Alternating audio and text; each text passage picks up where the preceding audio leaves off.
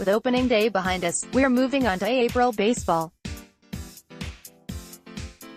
The matchups during this month won't necessarily tell us a whole lot about who'll be playing in October, but the wins and losses still count the same. We'll be taking a look at the most interesting takeaways every week this MLB season. So, here's what we learned from Week 2 in MLB. Tampa Bay's pitching depth looks good while the rest of the American League East is off to a sluggish start to the 2019 season. The Tampa Bay Rays are looking really good. The Rays have nearly doubled their postseason odds from 29.1% on opening day to 50.4% on Saturday, according to Fangraphs. The club's early season success is due in part to its deep pitching staff, headlined by the reigning American League Cy Young winner Blake Snell. Tampa Bay's 2.09 ERA is the best in baseball. The Rays got their season started with 2 series wins against 2 playoff teams from last season, Houston and Colorado, as they have continued their strategy of using openers while operating a 3-man rotation: Snell, Charlie Morton, Tyler Glasnow. Tampa Bay also can send up Yonny Chirinos to the mound as a starter, and they've got Ryan Stanek, Sergio Romo and Hunter Wood to deploy as openers. And it doesn't end there. Opponents have to get through Tampa Bay's hard-throwing relievers Jose Alvarado and Diego Castillo. The depth goes as far as the Rays minor league system, with 3 of their pitching prospects ranked in MLB Pipeline's top 100: Brent Honeywell, Brendan McKay, Matthew Liberatore. The American League East will definitely tighten up as the Red Sox and Yankees figure to get back on track, but Tampa has the pitching depth to sustain their early season success and make the division race even more intriguing. Cubs. Red Sox have early season woes. A slow start to the season doesn't always mean that a team will miss its chance at a title in October. MLB is a very, very long season. There's time, but still, every team would prefer to start the new season strong so that they're not playing from behind. Unfortunately for the Boston Red Sox and Chicago Cubs, they're both doing just that. Both squads sit in last place at 4.5 games out of first place in their respective divisions. Considering both franchises' track records, the fan hysteria is a given. Bottom line is that it's not worth it for Sox and Cubs fans to go into panic mode just yet, but it is worth taking a closer look at each of these teams' weaknesses thus far in the season. The Cubs snapped their 6-game losing streak on Saturday night with a 14-8 win over the Brewers. The Cubs are now 2-6 on the season. This team is off to a great start offensively and as a whole. They're batting .307 and rank in the top 5 of MLB in hits, runs, RBI and home runs. The Cubs scored 10 or more runs in 4 of their 8 games, but Chicago's bullpen has 9.51 ERA with 24 walks in 29 1/3 innings.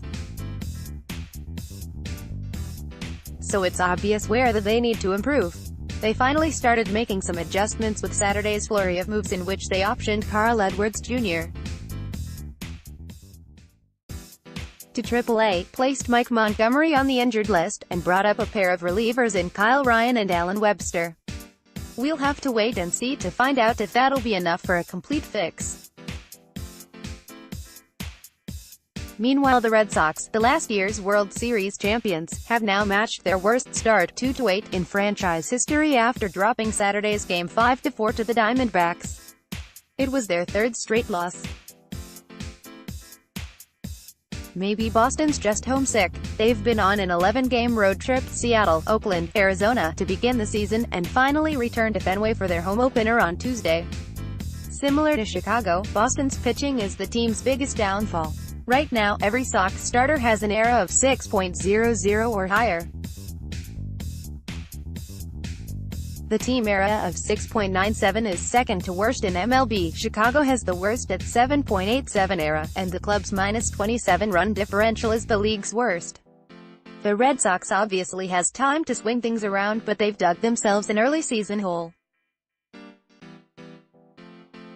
Alonso, Bellinger fueling their first-place Clubsies. It's the first week of April, but it's still worth taking a look at some of the players who are powering their teams to first place in the standings. Let's take a look at their numbers through the second week of games. New York Mets, 6-2, rookie first baseman Pete Alonso. Through 8 games, Alonso is slashing .367, .406, .733 with an OPS of 1.140.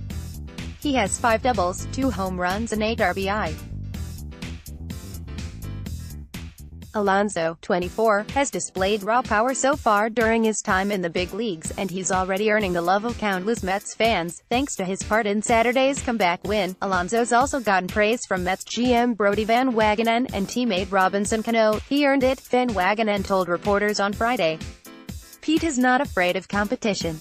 He is a hard worker and he has risen to every occasion in front of him.